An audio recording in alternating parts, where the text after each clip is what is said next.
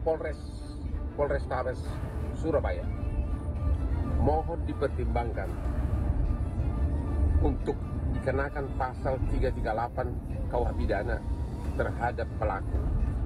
Jangan sekedar penganiayaan pasal 351 atau 359 yang ancaman hukumannya jauh lebih ringan.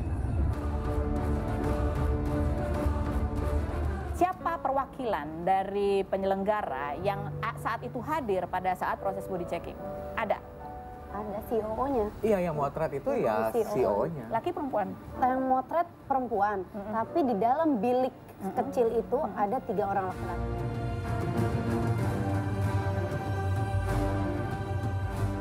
Kalau aku kayak gini, udah tua gini, kamu masih begitu, kawin lagi nggak? Ya masa ya enggak.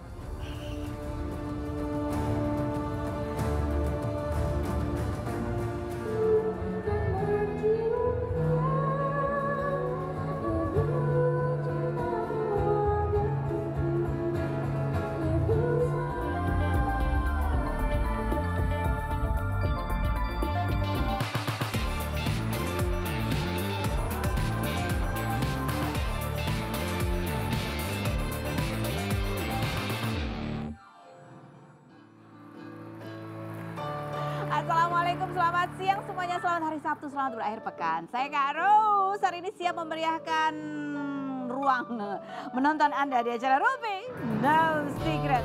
Wah. Ada Daniel seperti biasa juga menemani kita hari ini. Kita akan berbincang-bincang dengan beberapa bintang tamu yang hadir, baik itu membahas untuk update berita maupun juga membahas tentang kisah-kisah pengalaman yang lainnya. Tapi kita kebocokan dulu untuk membahas apa sih yang lagi ramai diperbincangkan, baik itu datang dari dunia nyata maupun dari dunia maya. Oke. Aduh, yang lagi ramai ini berita. Ini bukan dari dunia selebritis, tapi ini berita yang memang yang lagi viral terkait dengan adanya kasus penganiayaan gitu ya, dugaan penganiayaan yang dilakukan oleh gitu diduga seseorang laki-laki yang merupakan anak anggota dewan begitulah ya, begitu ya. Nah ini ada artikelnya. Kenapa ini menjadi sorotan? Karena kemudian ini juga menarik perhatiannya Hotman Paris begitu ya. Ini inisial yang diduga pelaku adalah GRT, ditetapkan sebagai tersangka penganiayaan DSA di Surabaya. Dan dia mengaku bahwa pada saat kejadian dia sempat memberi napas buatan gitu ya. Padahal dia adalah diduga pelakunya gitu. Dan ini kalau lihat dari update-annya Bang Hotman gitu ya, penganiayaan itu cukup sadis banget gitu ya. Sehingga ini banyak juga menuai banyak reaksi dari netizen juga untuk sebagai pengingat alert gitu untuk siapapun supaya berhati-hati ketika punya pasangan, apalagi kalau masih dalam tahap pacaran yang sudah memiliki tanda-tanda toksik, kekerasan, tidak bisa mengontrol emosi dan lain sebagainya. Itu sebagai alarm gitu, jangan sampai kejadiannya sampai seperti ini gitu ya. Coba kita lihat seperti apa sih statementnya Hotman Paris berikut ini. Halo Polrestabes Surabaya, mohon dipertimbangkan untuk dikenakan pasal 338 KUH pidana terhadap pelaku. Jangan sekedar penganiayaan pasal 351 atau 359 yang ancaman hukumannya jauh lebih ringan. Kenapa pasal 338 KUH pidana perlu dipertimbangkan? Lihat jeda waktu. Ada waktu penganiayaan dilakukan dari mulai kemudian dengan kemudian mobil, itu jeda waktunya berapa lama? Kalau memang jeda waktunya ya eskalasi penganiayaan tersebut sedemikian rupa, berarti dia ada kesadaran bahwa perbuatannya tersebut akan mengakibatkan kematian, dan itu adalah salah satu unsur pembunuhan. 338 KUH pidana. Oke, baiklah. Ini kemudian juga Bang Hotman sempat memposting beberapa istilahnya kayak laporan ya dari adik atau temannya korban begitu ya, bahwa ia sempat curhat gitu, sempat juga bercerita gitu sampai pada saat kejadiannya seperti apa gitu ya. Nah ini juga kalau kita lihat ada stock-shoot postingan korban gitu yang galau dari beberapa hari yang lalu. Ini ya panjang. Oh ini dari adiknya. Oke, ini bacanya apa ya? Oh. Guenya mati-matian jaga hati buat cowok. Ini emang dari korban apa dari adiknya? Ceweknya mati-matian jaga hati buat cowoknya. Cowoknya mati-matian gitulah pokoknya. Gitulah ya, gimana tuh cara bacanya gitu ya. Ini gitulah permainan kata gitu, tapi netizen menganggap jadi kayak seperti kok kayaknya ucapannya jadi menjadi sebuah hal yang kejadian gitu ya. Ya ini cukup sadis gitu ya kalau kita baca update beritanya gitu ya. Mungkin kenapa Bang Hotman kemudian merasa harus perlu juga speak up gitu, karena ya takutnya karena ini anaknya seseorang gitu ya, takut ini kemudian apalah gitu. Coba kita lihat komentar netizen bunyinya berikut ini. Dear Pak Polisi, nanti kalau pas rekonstruksi ulang peran korban tolong digantikan ke tersangka aja ya, ini kayaknya. Ini kayak netizen juga ikut geram karena ya amat sangat gitu ya, sadis ya. Gitu. Karena itu tadi ada eskalasi kekerasannya. Kemudian lanjut komentarnya. Gak usah nyari pasangan mas kalau niatmu cuman mau, wow langsung disensor ya, bukan melindungi katanya. Berikutnya, yang bikin shock ada bekas mobil di tangannya, setega itu manusia. Yang berikutnya, rest in peace untuk mbaknya, please untuk siapapun kalau pacar kalian sekali udah main tangan, udah putusin aja, jangan bertahan dan jangan lihat dia punya apa atau anak dari siapa. Bahaya nyawa bisa jadi taruhan ya, oke, dan jangan mau deal sebelum menikah ya, mohon banget ini mah katanya gitu. Yang berikutnya, ada lagi komentarnya? Ada.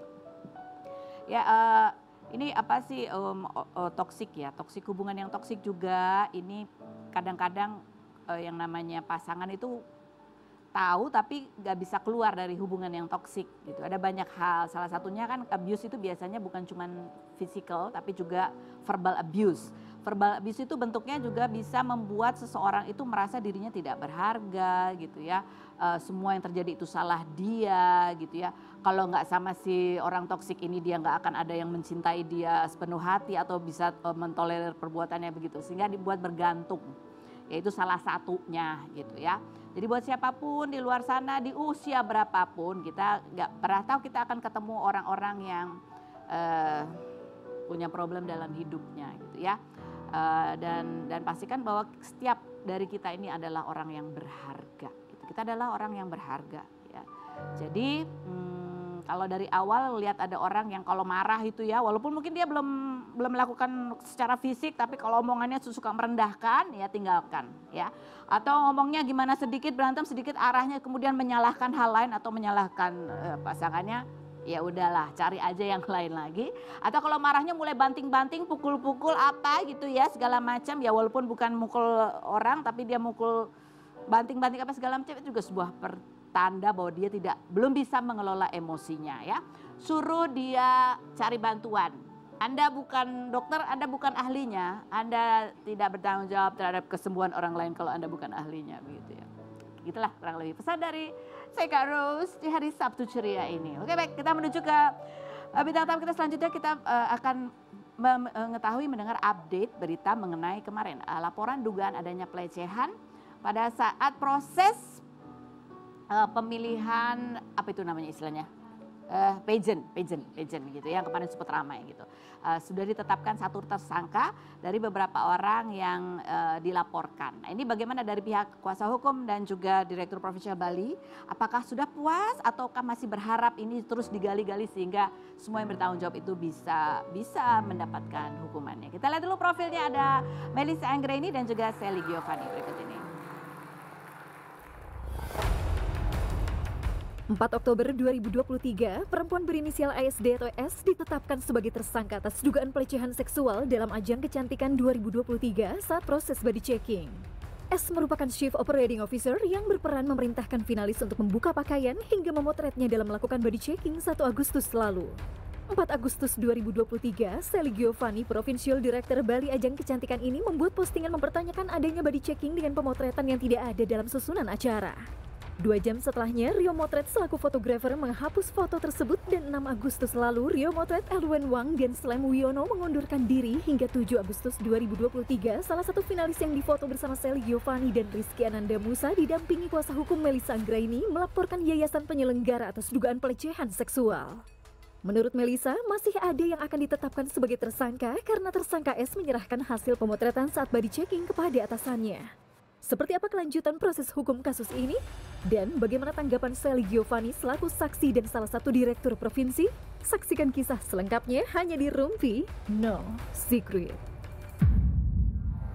Oke, baik, kita sudah bersama dengan Mbak Melisa nih, kuasa hukum yang menangani kasus laporan dugaan pelecehan, begitu ya, dan Mbak Sally juga. Terima kasih sudah hadir. Ini adalah salah satu direktur provinsial ya, dari Bali ya. Dari Bali. Dan peserta dari Bali finalis finalis ya, itu yang juga menjadi salah satu korban yang melaporkan gitu ya. Ini ada artikelnya, COO jadi tersangka kasus pelecehan finalis Miss MUID begitu ya.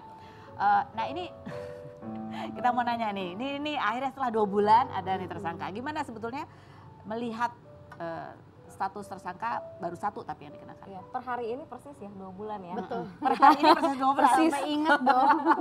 Karena kita melaporkan tanggal 7 Agustus. Tetapi kami tetap apresiasi kepada Polda Metro Jaya karena sebenarnya proses pemeriksaannya tuh termasuk cepat. 2 hari setelah kami melaporkan, semua saksi korban itu paralel langsung diperiksa. Bahkan terlapor sampai ditetapkannya proses tersangka kemarin dia sudah sampai 3 kali dipanggil. Oh, dipanggil untuk diminta gitu. keterangan, Namun memang kenapa cukup alot ya, masyarakat kan kayak lama banget tiap hari sampai ditanyain. lupa gini ada kasus ini gitu ya. Iya. Nah, karena memang dalam proses penyidikan ini si terlapor tidak mengaku telah melakukan pelecehan terhadap para korban ini. Ini yang sudah yang sudah ditetapkan tersangka. Nah, kemudian untuk mendalami lagi apakah benar itu terjadi, tentu penyidik kan hati-hati sehingga perlu untuk memeriksa yang namanya HP-nya, CCTV dan dilakukanlah digital forensik begitu. Jadi dan saksi-saksi yang mendampingi. Oh, dia sempat membantah dia melakukan atau berada di lokasi pada saat kejadian? Kalau yang kemarin ditetapkan jadi tersangka ini adalah memang pelaku yang ada dalam bilik. Dia tentu tidak bisa berkilah bahwa dia tidak melakukan itu, tetapi dia bilang itu hanya untuk pemeriksaan tato kok, lukanya doang kok yang mau dicek, padahal tidak pernah ya sebagai provincial director tidak pernah diinformasikan apapun. Iya, tidak pernah diinformasikan apapun. Tato juga bukan hal yang menjadi persyaratan gitu ya, sehingga saat didalami ternyata memang keterlibatan dia secara delik pidana sudah cukup memenuhi. Karena dia ada hadir gitu, sosoknya hadir gitu ya. Betul. Oke. Baiklah. Nah ini kan masih ada berapa terlapor lagi sih yang 2? Ya, sebenarnya kami kan laporkan 3 ya, masih ada 2 lagi. Dalam proses pemeriksaan kemarin di bilik kita sudah lakukan yang namanya prarekonstruksi. Mbak Sally ada juga di situ. Nah, pada saat prarekonstruksi itu kita tahu akhirnya memang dengan bilik yang sekecil itu tidak ada ruang private sama sekali. Itu ada beberapa orang di situ sehingga sama sekali mereka dilakukan pemeriksaan tidak proper ya. Dan di situ kita melihat dalam proses penyidikan ini laki-laki, ada yang sebagai public speaking di sana, ada yang sebagai koreo. Mereka kenapa ada di ruangan itu? Kenapa mereka seolah-olah menormalisasi kegiatan memeriksa organ tubuh seseorang ya, ruang sensitif perempuan. Ini yang kami juga minta akhirnya kepada penyidik untuk digali. Harusnya mereka semua bertanggung jawab dong. Seluruh pihak yang turut serta membiarkan, memberikan akses sehingga peristiwa itu terjadi ke semuanya loh Mbak Ros. Ke 30 orang kontestan ini semuanya dilakukan body checking. Nah, sehingga dalam proses pemeriksaan kami akhirnya mendapatkan juga keterangan dari korban. Ternyata ketika dia diminta untuk membuka pakaian, kemudian dia akan difoto, kan korban bertanya, buat apa difoto? Siapa aja yang difoto? Ya, dan lalu dijawab oleh si S ini, you don't need to know. Ini foto untuk saya kirim ke atasan saya. Nah, bukti-bukti seperti itu yang membuat kita akhirnya mendorong semestinya yang pertama korporasi harus diminta pertanggungjawaban. Karena apa? Karena ini dilakukan sepanjang karantina oleh Miss Universe Indonesia dan mau tidak mau anak-anak mau tidak mau harus ikut gitu. Karena di bawah relasi kuasa kan ya. Iya, di bawah relasi kuasa. Nah, Mbak Sally mungkin bisa jelasin kemarin proses pemeriksaan dan saat ini korban dan saksi sudah di bawah perlindungan LPSK. Oke, ya Mbak Sally mungkin bisa jelaskan. Iya, jadi ya alhamdulillah ya selama 2 bulan ini kami menghormati proses hukum yang sedang berjalan ya kan. Kami mengikuti beberapa panggilan BAP ya. Saya juga di sini sebagai saksi ya kan. Dan memang Miss Universe Indonesia yang dari Provinsi Bali ini yang memang terkena dampak yang paling parah sih. Paling parah? Ya, dari karena si anak ini, korban ini itu udah dipaksa untuk membuka, melepas. Masih ada verbal abuse ya, juga? Terus di Foto? bully juga dan difoto juga gitu. Itu sih. Cuma ya alhamdulillah selama ini kita udah didampingi dan diberikan perlindungan oleh LPSK. Korban juga udah dikasih psikolog ya, pendampingan psikologis. Jadi udah lebih baik lah gitu. Kita tinggal menunggu nih, ini kan sudah satu yang ditetapkan sebagai tersangka. Memang yang dua ini masih proses untuk kelanjutannya. Ya kita doakan dan kita minta supportnya juga untuk sama-sama mengawal kasus ini sampai selesai dan mendapatkan keadilan gitu. Ini juga sempat ya beberapa kali kita ketemu beberapa orang yang juga memperhatikan ini, terutama juga ya perempuan gitu ya. Ini bertanya-tanya, ini kita berharap ini kita kawal terus gitu supaya ini tidak lagi menjadi hal yang tadi dinormalkan, diwajarkan gitu ya. Bahwa ini sesuatu yang nggak wajar gitu. Nggak harusnya terjadi gitu ya kan, dan cara-caranya juga itu tidak benar gitu ya. Kalau boleh tahu sekarang kondisi korban sendiri yang dari Bali itu kan ya cukup parah, secara psikologis juga pasti banyak banget mengalami. Ya dari kemarin kan waktu 2 bulan yang lalu tuh ketika kita baru melaporkan ya kan datang juga tuh ke sini, memang shock banget gitu, sampai sakit ya kan, sampai sakit gitu. Sampai nonaktifkan handphone cukup lama. Karena kan begitu banyak ya maksudnya tekanan gitu, bahkan ya sempat juga ada maksudnya ya orang yang malah menyalahkan korban kan, kenapa mau gitu kan, kenapa baru lapor gitu, padahal belum tahu kondisi saat itu memang ya gimana korban, mau nolak gitu ya. Iya, di bawah relasi kuasa gitu kan. Terus juga korban itu kan melihatnya kita sebagai provincial director sudah membuat acara sedemikian rupa, udah mengirim mereka ke nasional, masa mereka nggak lanjut gitu kan. Ketika itu kan terjadinya di hari ke-12 karantina H-2 mau grand final. Bentar lagi mau grand final, tinggal selangkah lagi gitu. Selangkah lagi, tapi ya kita bersyukur mendapatkan banyak support ya kan, dukungan. Kemarin ketika saya mau ke Afrika, Ibu Bintang Puspa Yoga nelfon saya gitu kan, menanyakan gimana kasusnya, sudah sampai mana. Ya saya jelaskan gitu kan, semua kronologi saya jelaskan. Cuma ya memang ada sedikit kekecewaan nih, dari kementerian itu kan sudah memberikan surat himbauan untuk tidak mengirimkan perwakilan karena kita harus masih menghormati proses hukum yang sedang berlangsung. Tapi kenyataannya ya kita dengar akan tetap lanjut gitu. Bukannya sudah putus hubungan kerjasamanya antara internasional dan ya itu? Memang secara kaitan hukum ya. Ketika sudah lepas lisensi, maka yang mengurus si pemenang kemarin ini tuh adalah langsung dari Miss Universe Organization. Sehingga dari negara ya hanya mampu untuk menghimbau ya. Tetapi nanti dalam proses hukum kalau dilihat dampaknya luar biasa, maka dari kepolisian lah yang bisa memberikan untuk mungkin perusahaan membekukan atau seperti apa. Tunggu. Ya, kita pernah wawancara beberapa finalis pageant gitu yang pernah juga dikirim ke ajang internasional dan mereka bercerita tentang pengalamannya gitu ya. Dan mereka mengatakan bahwa mereka itu tidak mewakili dirinya, tidak mewakili brand tertentu gitu ya. Tapi mereka itu dipanggil dengan nama negara. Gitu kan ya. Itu dia Indonesia gitu. Bukan bahkan kadang nggak nama ya. Itu yang kita harapin Mbak. Kita berharap ada bukan hanya sekedar himbauan aja ya dari pemerintah, karena ini membawa nama baik Indonesia. Bagaimana mungkin dari finalis Indonesia, perwakilan Indonesia muncul di publik sementara di belakang kasus hukum ini masih belum terang seperti itu. Ada proses yang sebetulnya ya menyakiti perempuan kan. Ini akan ajang sebetulnya kan harapannya adalah justru untuk meningkatkan nilai perempuan sendiri, women empowerment. Martabat perempuan harusnya diangkat. Coba kita lihat ini ada beberapa tayangan ya, orang-orang apa? Ini siapa sih maksudnya? Yang terlibat. Oh, yang terlibat. Oke, coba kita lihat berikut. Kalau boleh tahu, siapa perwakilan dari penyelenggara yang saat itu hadir pada saat proses body checking? Ada? Ada CEO-nya. Iya, yang motret itu ya CEO-nya. Laki perempuan? Yang motret perempuan, tapi di dalam bilik kecil itu ada 3 orang laki-laki. 3 orang laki-laki ini jabatannya apa? Ada desainer, ada pengarah gaya dan asisten pengarah gaya, dan juga ada LO ya. Ada LO. Hah? Jadi ada LO-nya 5 juga? orang. 5 orang jadi di bilik kecil yang cuma ditutup banner doang.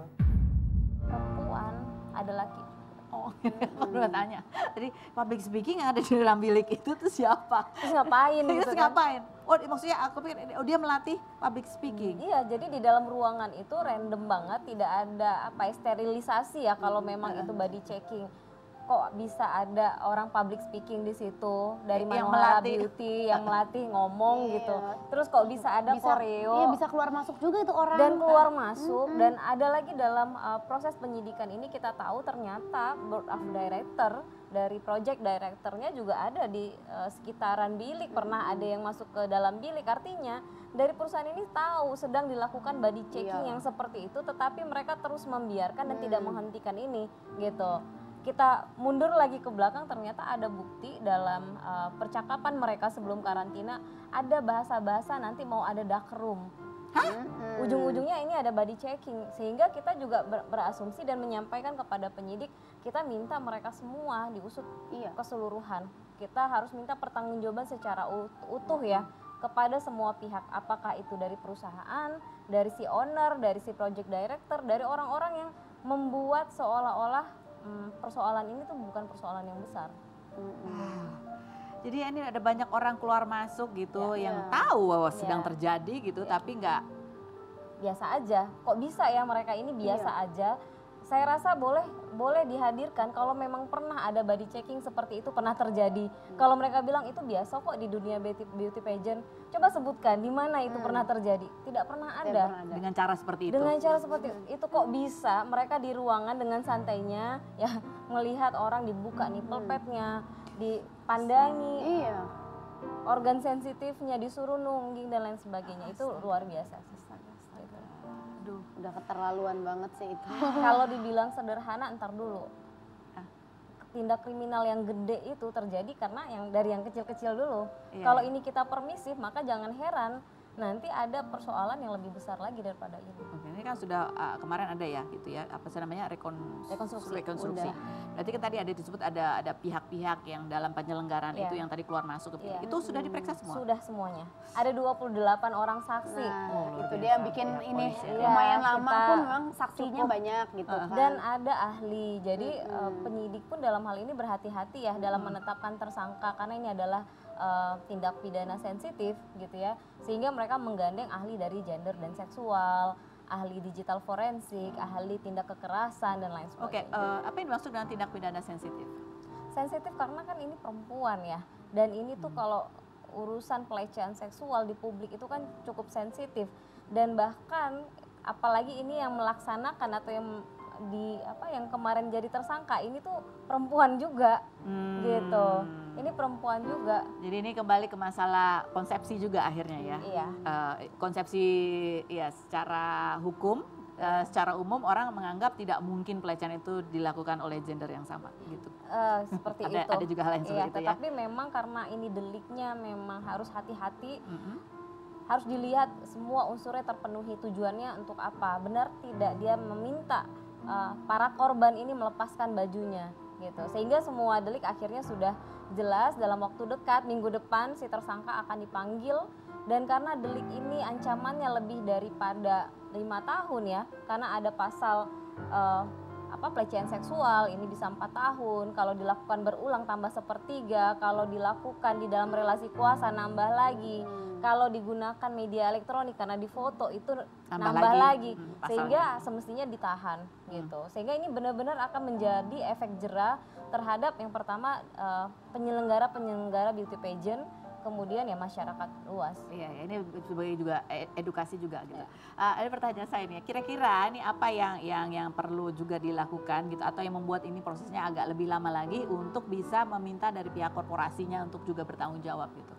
Ya, kami ngelihat akhirnya kita waktu itu udah laporin itu ada pasal yang tadi saya sebutkan, tapi ternyata dalam proses penyidik memandang bahwa korporasi ini harusnya bertanggung jawab dong gitu ya. Karena kan ini dilakukan di dalam agenda resmi mereka. Anak-anak ini percaya untuk mengikuti seluruh agenda karena mereka menandatangani kontrak. Nah, ada pasal 18 dalam Undang-Undang Tindak Pidana Kekerasan Seksual, pertanggungjawaban korporasi. Maka si korporasinya harus diminta pertanggungjawaban apakah terhadap korban untuk izinnya dibekukan, dicabut, didapat sanksi denda dan lain sebagainya gitu. Itu harusnya ada ya. Udah tapi udah diminta keterangan tuh dari pihak korporasi. Sudah. Udah datang ya mereka Sudah ya? datang. Udah datang, tapi ya seperti biasa mau ngelak apapun bilang nggak tahu, tapi kan buktinya mereka tahu gitu. Itu sih yang bikin menghambat juga tuh pakai acara mengarang bebas gitu ya. Tapi kan buktinya udah ada gitu, capek banget. Mas Heri ini luar biasa loh.